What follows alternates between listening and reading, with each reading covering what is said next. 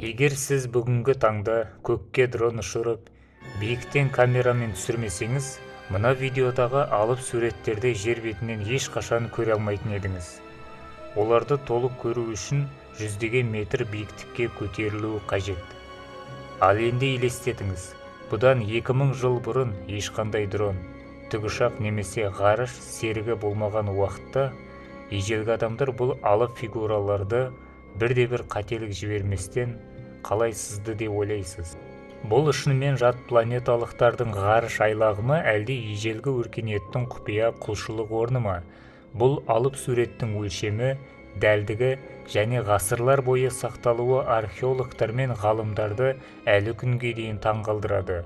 Бүгінгі видеода біз ЮНЕСКО-ның дүниежүзілік мұрасына енген, ғалымдардың шашын ағартып ғасырлар бойы тығырыққа тіреген әйгілі Назка сызықтарының ақиқатын ашатын боламыз.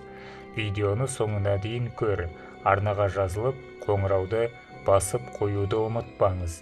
Ал біз бастаймыз.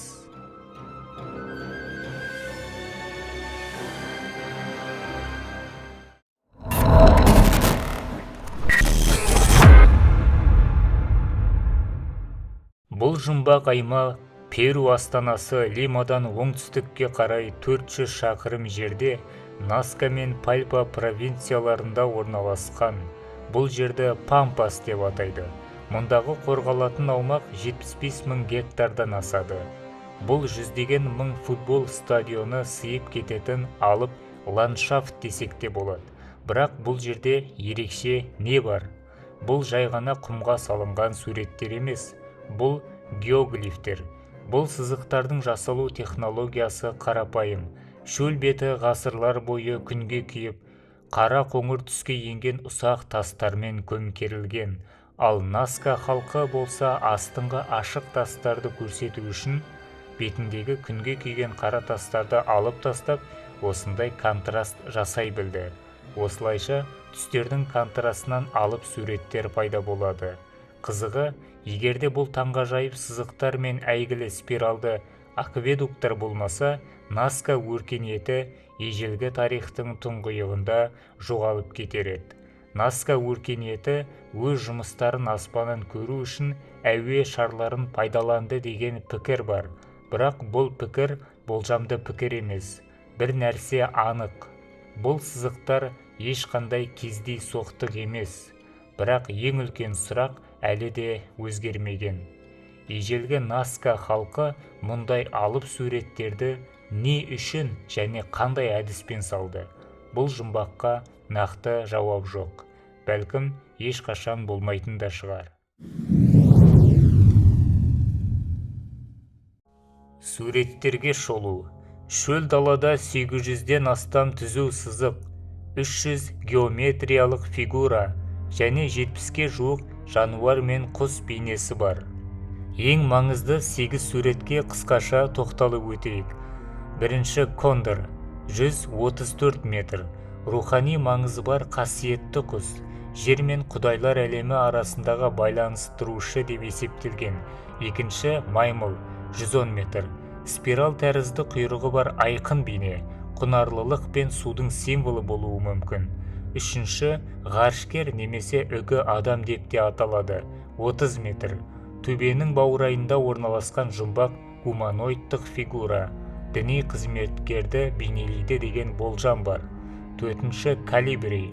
Нағыз геометриялық дәлдікпен салынған нәзік мүсін. Оңтүстік Америка мәдениетінде сумен байланыстырылады. Бесінші тоты құс, 200 метр. Назка жинағындағы ең ірі бейнелердің бірі. Бұл тропикалық құстың шөлде бейнеленуі Назка халқының джунгли тайпаларымен сауда байланысы болғанын аңғартады. Алтыншы өрмекші, 47 метр. Анатомиялық тұрғыдан өте дәл салынған. Кейбір зерттеушілер оны Орион шоқжұлдызының көрінісі немесе таңғы шық, яғни су жинаудың символы деп санайды. Жетінші кит, 65 метр. Назка халқының тынық мұхитымен және теңіз ресурстарымен байланысын көрсететін бейне. Және 8-ші ит, 51 метр. Үй жануары және қорғаушы, адалдық белгісі ретінде бейнеленген фигура.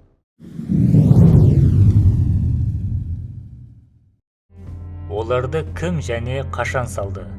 Ұзақ уақыт бойы бұл суреттерді біздің заманымызға жақын кезеңдегі инкалар салды деген болжам болды. Инкалар оңтүстік Америкада өмір сүрген ежелгі үндіс халқы. Бірақ археологиялық зерттеулер шындықтың әлде қайда тереңде жатқандығын көрсетті. Сызықтар біздің заманымызға дейінгі 500 жыл мен біздің заманымыздың 500 жылдар аралығында, яғни бұдан 2000-2500 жыл бұрын жасалғандығы анықталып отыр. Ғалымдар бұл ландшафтты екі үлкен кезеңге бөледі. Бірінші Паракас кезеңі, біздің заманымызға дейінгі 400-200 жылдар. Екіншісі Наска кезеңі, біздің заманымызға дейінгі 200 және біздің заманымыздың 500 жылдар аралығын қамтиды. Бұл халықтар жоғары дамыған мәдениет иелері болған. Наска өркениеті суармалы егіншілікпен айналысқан. Жер астынан су шығаратын күрделі акведуктар жүйесін салған. Олардың қыш ыдыстары мен тоқыған маталарындағы ою-өрнектер шөлдегі геоглифтермен бірдей. Яғни бұл сызықтар осы халықтың ортақ діні мен әлеуметтік мәдениетінің символы іспеттес. Наска сызықтары не үшін салынды? Осы уақытқа дейін ондаған гипотеза ұсынылды. Солардың ең танымал үшеуіне тоқталайық. Бірінші гипотеза – жат планеталықтардың ғарыш айлағы, уфологиялық болжам. 20 ғасырдың ортасында швейцариялық жазушы Эрих фон Деникен өзінің «Құдайлардың күймесі» атты кітабында бұл түзу сызықтар бөгде ғаламшарлықтардың кемелері қонатын жолақтар деген сенсациялық мәлімдеме жасады. Бұл теория туристерді қатты қызықтырғанымен ғылым тарапынан бірден теріске шығарылды. Себебі шөлдің жұмсақ топырағы кез келген ауыр аппараттың астында бірден үгітіліп кетер еді. Екінші гипотеза – аспан астындағы күнтізбе. Бұл астрономиялық болжам. Бұл сызықтарды зерттеуге бүкіл өмірін, тура 40 жылдан астам уақытын сарп еткен неміс зерттеушісі Мария Райке болды. Ол Насканың ханшайымы атанды.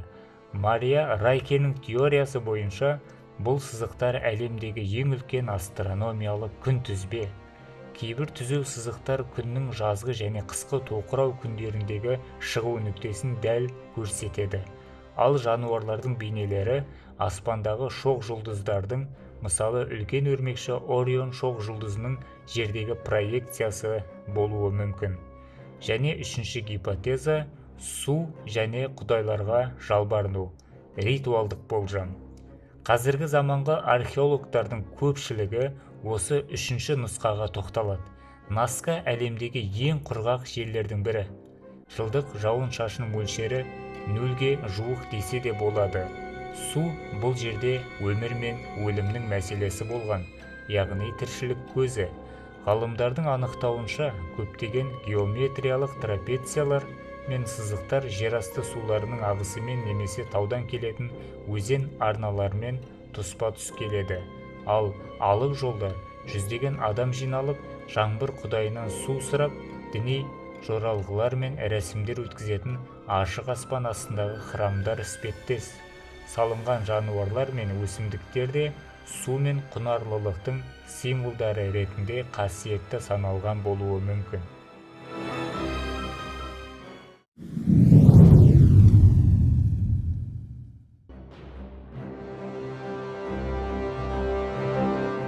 Бұл сызбалар 2000 жыл бойы қалай сақталған?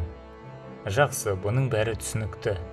Бұл сызықтарды жел неге ұшырып кетпеген, жаңбыр неге шайып тастамаған деген заңды сұрақтар туындайды. Жауап Насканың бірегей климатында болып тұр. Біріншіден, бұл жерде жаңбыр мүлдем жаумайды десе де болады. Екіншіден, мұндағы ауа температурасы тұрақты және өте жоғары. Ыстық ауа жер бетіндегі қара тастарды қыздырған кезде, жер деңгейінде жылы ауаның қорғаныш қабаты пайда болады. Бұл қабат қатты соққан мұхит желдерін жоғары қарай бағыттап, жер бетіндегі ұсақ құмдардың ұшуына жол бермейді. Табиғаттың өзі бұл жерде алып вакуумдық қорғаныш жасап қойған. Дегенмен, Қазіргі таңда бұл мұраға адам факторы қауіп төндіруде. Оңтүстік Пана-Америкалық тас жолы осы аймақты қақ жарып өтеді. Тіпті кейбір жүк көліктерінің заңсыз өтуінің салдарынан бірнеше сызықтар зақымдалған. Қазір Перу үкіметі мен ЮНЕСКО бұл аймақты қатаң бақылауда ұстап отыр.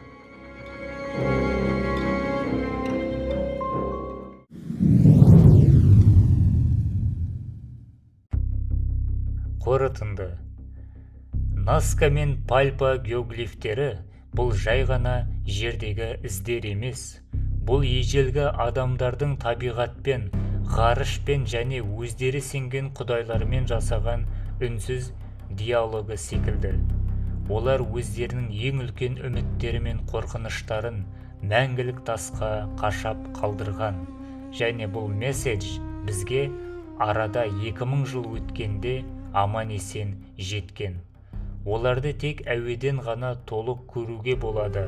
Наска дәуірінде ұшу технологиясы болған жоқ, бірақ олар биіктен көрінетін осындай фигураларды жасай білді. Кейбір сызықтар километрге созылып жатыр.